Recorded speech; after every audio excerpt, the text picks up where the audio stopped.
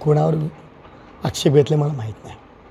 कारण मी आमदार 2009 ते 14 होतो तेव्हापासून माझं अंजनगावमध्ये स्वतःच्या नावावर घर आहे. नवसारी येथे सुद्धा आम्ही राहतो. 5 वर्ष मी आमदार होतो, अडसूसाहेब 10 वर्ष खासदार होते. आणि त्यामुळे बाहेरचा प्रश्न नक्की कोणाबद्दल बोललं तर मला माहीत नाही.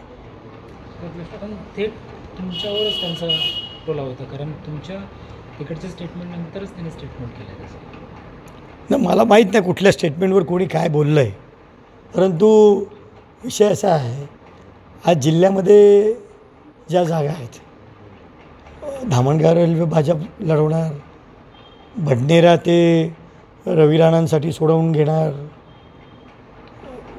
अमरावती राष्ट्रवादीला सोडणार, तिवसा भाजप लढवणार, मुळशी राष्ट्रवादीला सोडणार, अचलपूर भाजप लढवणार आणि मेळघाट आणि दर्यापूर पण भाजप लढवणार.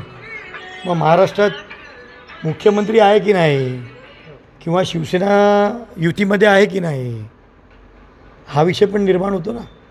आणि हे जे वक्तव्य करत आहेत, नक्की मला तर कीव येते जे भारतीय जनता पार्टीचे उमेदवार आहेत, इच्छुक उमेदवार, एका ठिकाणी त्यांचा प्रचार करतो असं दाखवायचं आणि साड्या वाटप करायचा.